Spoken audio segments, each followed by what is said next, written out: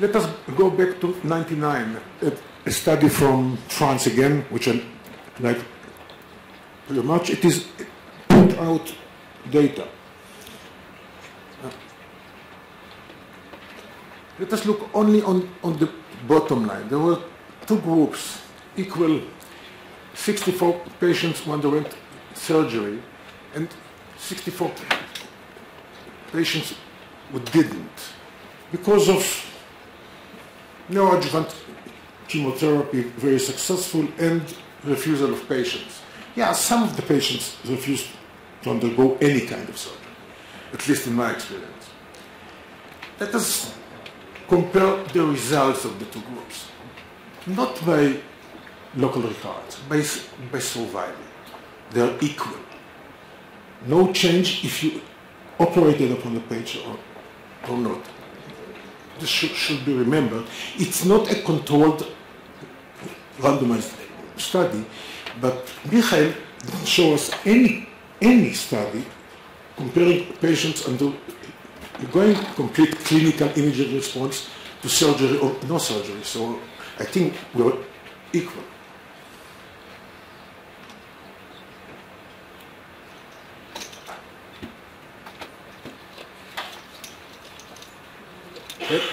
In the same work, let us look if surgery was detrimental or helpful. Let's look at the number of metastatic diseases. 7 patients in the group who were irradiated only developed metastases. Only 7. 11 in the group that received minimal surgery and irradiation.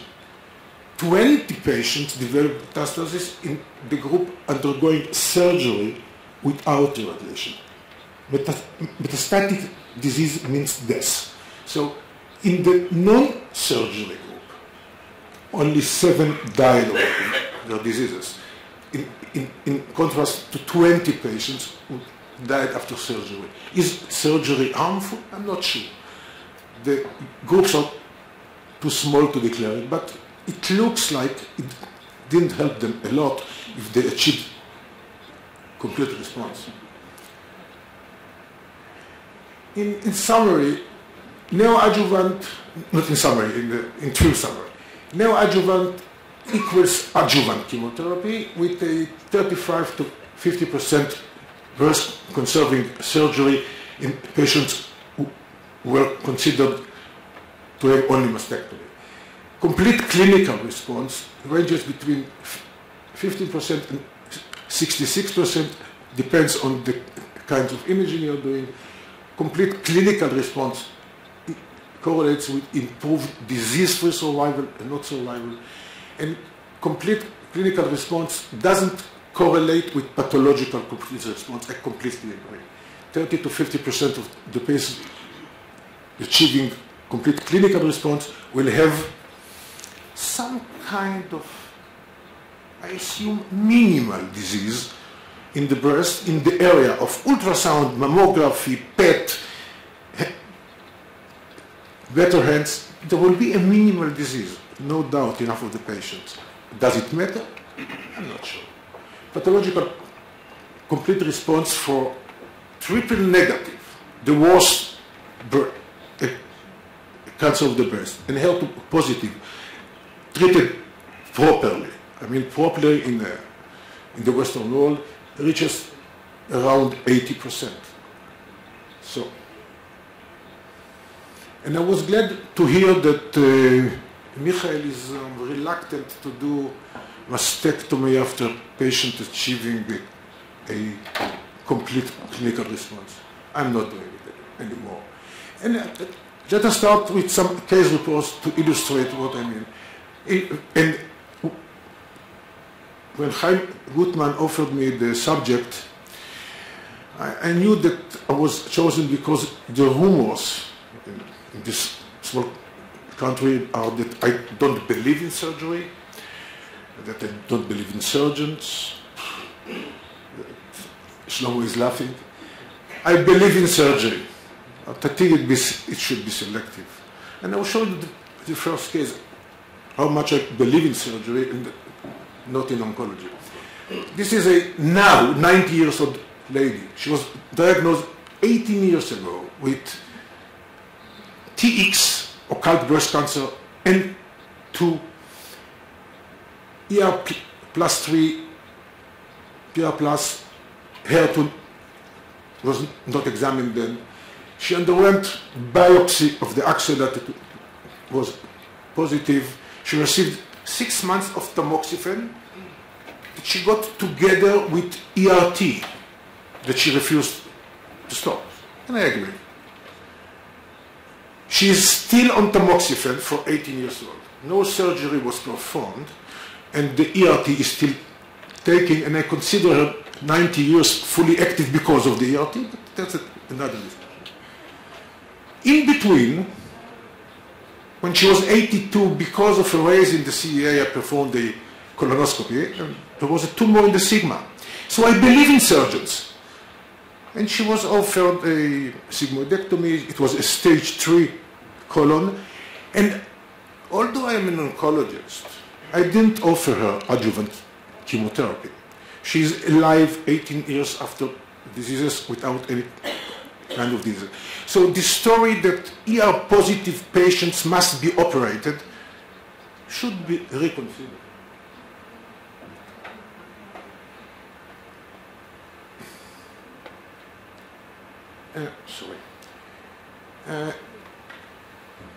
Danny Hershko is here, yeah.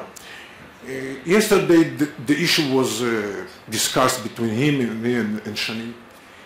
And I'm not the one who invented the rule. A work published in a very honored journal by the group from the Marsden is called "Is Surgery Necessary After Complete Clinical Remission Following Neoadjuvant Chemotherapy?" This is an English work. English is a different medicine. I practice it, I know it, and I like it. I would take only the patients who didn't undergo surgery. There were in the group, I think, 500 patients, all received either FEC or CMF, no taxons. The clinical complete response was 30%, measured by the English way. No mammography, no MRI. Fingers are enough. And for some of the patients, not all of them, ultrasound was performed. 67 underwent surgery and radiation therapy, and 69, non-randomized, underwent no surgery. The result, as expected, there is more local recurrence. There is more local regional recurrence in the group that underwent no surgery. But the overall survival, and compare it to the results from France. 5-year survival of the patient who underwent surgery was 70%, 74%. For the non-surgery, 76%. And that's so. The 10-year survival was even better for the non-operated patient, 70% compared to 60%. What is more bizarre in this work, if you look into the details of the work, that the ultrasound in the patients who underwent ultrasound showed a complete response only in the third of the patients. In the other 2/3, there was some residual disease or some architectural problem. Nevertheless, they didn't operate them. The results are there. So, should operation be done, especially in the area of MRI, that I'm not a great believer in mammography, PET, I'm not sure. So, graphically, the probability of recurrence is of course higher, of recurrence, not of survival, for the patients that are undergoing surgery, but the overall survival, again, is better for the patients who didn't undergo surgery. So What it means that local recurrence or local regional recurrence can be dealt afterwards without compromising the patient outcome.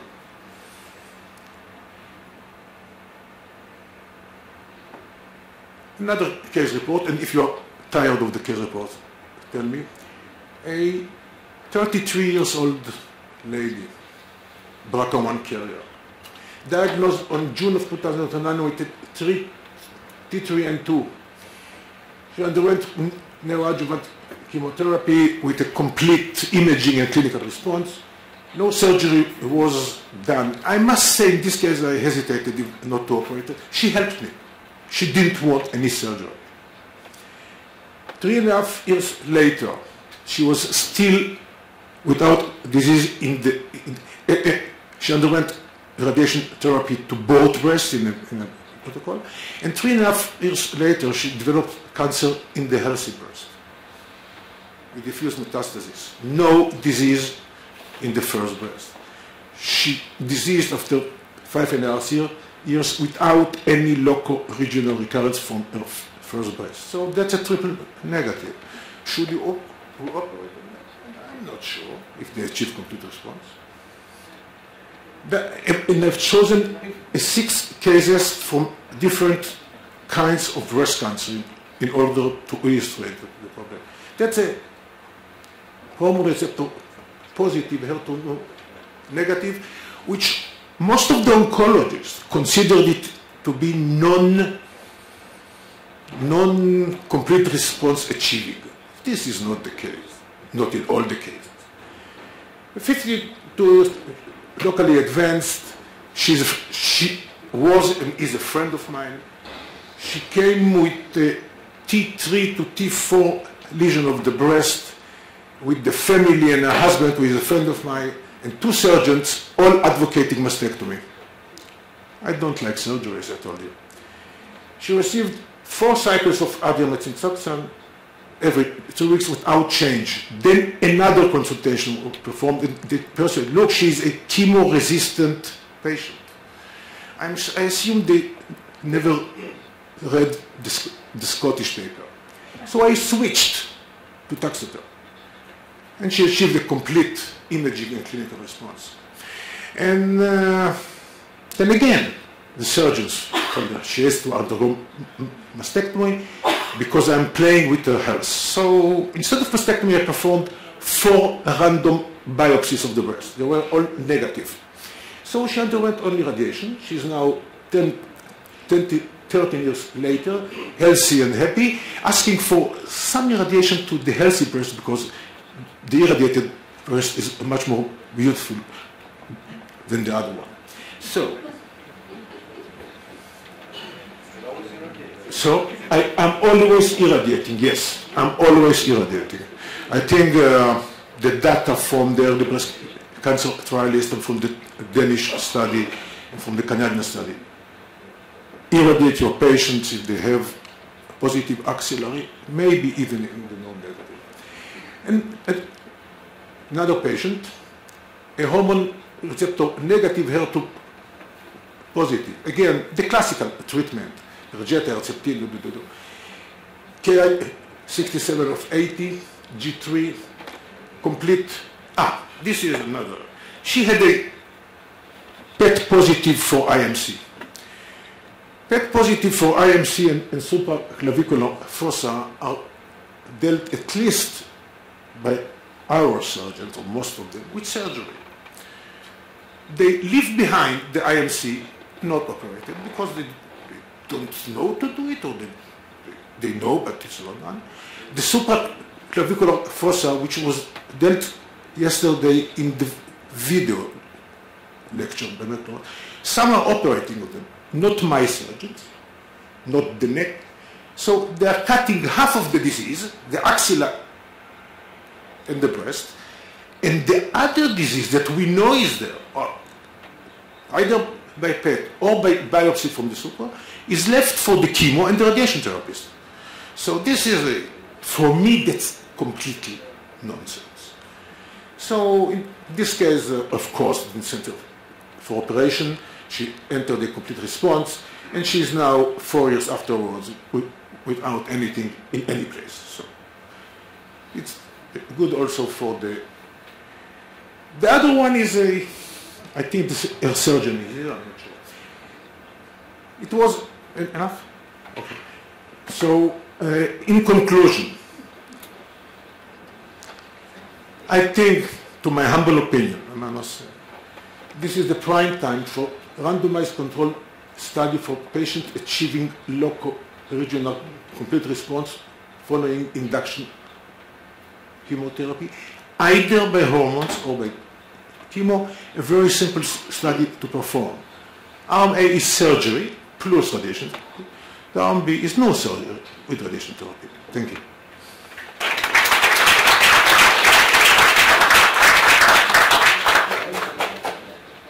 We have the time for a few questions. Questions? Maybe I've commented. I think. Yes, in continuation of what we were speaking yesterday, it's actually pretty much the same. I think that not everything is black and white. There are a lot of books, 50 Shades of Grey. I mean, they're talking about something else. But again, I think we have to be, what we always were taught by our teachers to use common sense. I think that it makes a lot of sense what both presenters said, that if there was a complete clinical response in a patient that was initially with multicentric disease, or she had an absolute indication for mastectomy, and then she turns to be complete clinically responsive, especially if she's HER2 positive or triple negative, I think it makes a lot of sense maybe not to operate the breast, decide on whether or not to operate the axilla is different, and then irradiate the breast in a similar way that we treat very commonly now occult breast metastasis. When we have occult breast metastasis, most of us would, with a positive axilla, we would do an axilla lymph dissection, irradiate the breast, and we are happy with it. So why not do it when the issue is to do a mastectomy? But if we're talking about such a non-mutilating operation, such as lumpectomy, and usually those lumpectomies are small, there are a lot of techniques to produce really great results. I think, I'm not against the study, but until we don't have the study, I think that, working upon different individual success, I think that's a little bit dangerous.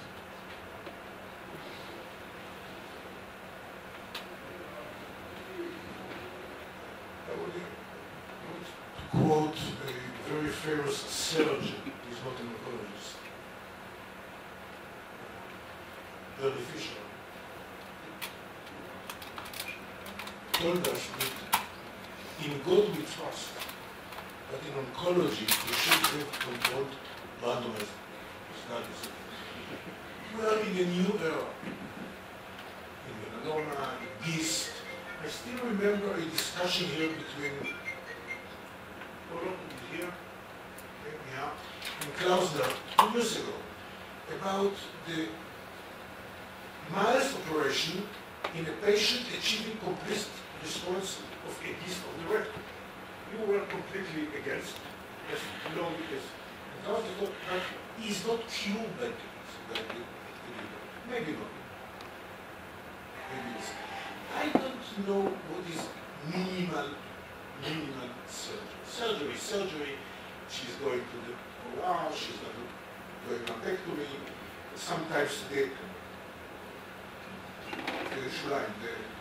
margins will be closed or involved by DCIS, and then she will be offered another surgery. When I start with surgery, when I avoid surgery, I'm giving the radiation, some of them will return the first. I will deal with it later. For some of them, I have said operation.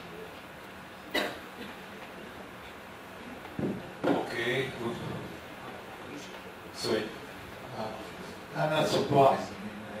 I'm hearing it every Tuesday, and case reports are case reports. You remember your success, you don't remember your failure. And like if you have a patient which is a BRCA1, and then he comes with the breast on the other side, you may say maybe this patient should have had a risk reduction mastectomy of the other side, and it would have been different.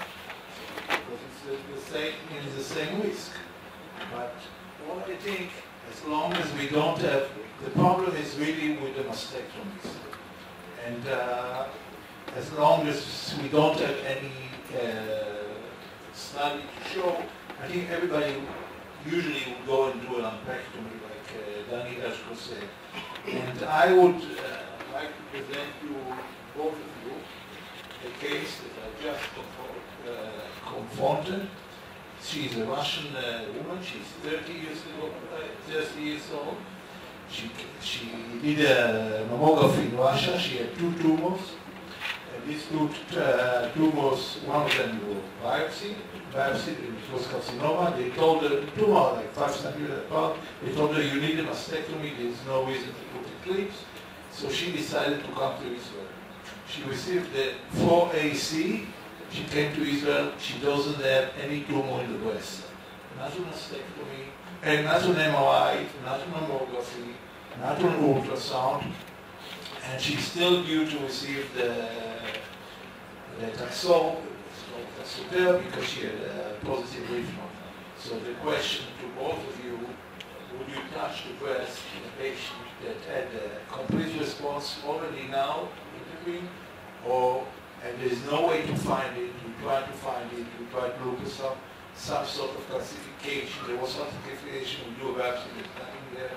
So there's no clips, and the patient is with complete response now. So she would be like, she's going to get Taxol. So both of you, I know what you would say. Would you do one? ER positive, ER negative. Would you do a mastectomy or would you leave the breast?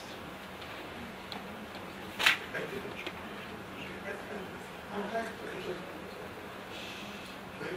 an oncologist in the panel. Noah is there and Curtis coming there. Would you operate on a 30 years old patient stage 2 achieving imaging and clinical complete response? After 4 AC only, she would still get the Taxol. Will you consider not operating? It's good. First of all, unfortunately, I don't operate on my home and that always to be suggested. But if you can be more, more specific, I think that in the era of personalized medicine, also the lumpectomies, mastectomies can be personalized. I can see a situation where a patient with HER2 positive, ER negative, which is the best that we can say clinical CR. And she's 60. Negative, nevertheless, she has achieved. So you are talking about the triple negative? No, ER positive. ER positive, luminal? I must say, does it matter? Danny said we cannot define luminal A, but I think that for a patient that you are considering to operate on her or not, I think I think that if I can agree with you that for selected patients, surgery can be omitted. For some of these cases, I would suggest lumpectomy, which is a small surgery. No possibility of lumpectomy. No possibility of lumpectomy? No. She may disappear, no. So she's triple negative, 30 years old, ER positive, HER2 negative, CR, And no clip. and no clip. I personally for she has a CR. I would operate on it. I would operate And you on would it. go on a mastectomy. I would feel bad. A 30-year-old woman with ER positive disease. We all have case reports with ER positive tumor. Everything goes away and you operate and the pathologist finds tumor nodules of tumor scattered over an area of 6 centimeters. So without data, a 30-year-old woman with ER positive, that's just unlike chemotherapy for HER2 positive disease, I would feel very uncomfortable not operating. Okay, so we have to stop. No, Moshe, just one question. She received chemotherapy? 2-4 AC, no hormones. All this debate now is not important. She proved to be chemosensitive for AC and complete clinical imaging. So what do I matter if she's a luminal A or luminal B? No, it doesn't matter the subtype, but I would be very hesitant to leave a 30-year-old just with radiation therapy. Because she has so many years ahead of her, because I don't know if the local recurrence, which she has a reasonable chance of getting, what kind it will be, and it will be discovered early enough, and will not cause metastatic disease. I know you show the studies where the survival did not change, but these are not randomized studies, and I would be very hesitant. If she was, because I think of the many years ahead, because of her age, if she was much older, I might consider it, but at a 30-year-old, I'll be very hesitant. Okay, I think personally that we are in the era of personalized medicine, and the answer will be in the near future because we have to take consideration the tumor characteristics, stage, PR and everything, and the patient mobility and age, and the genomic tests. I cannot say that every T1 is like the other T1, everyone like I think that it will be going to personalized medicine, and that's the answer, because we cannot put all the patients in the same basket. They are different. Okay. Thank you very much, and we move to the other meeting. We move to the other subject, esophageal cancer. I would like to invite Dr. Inbar to present the full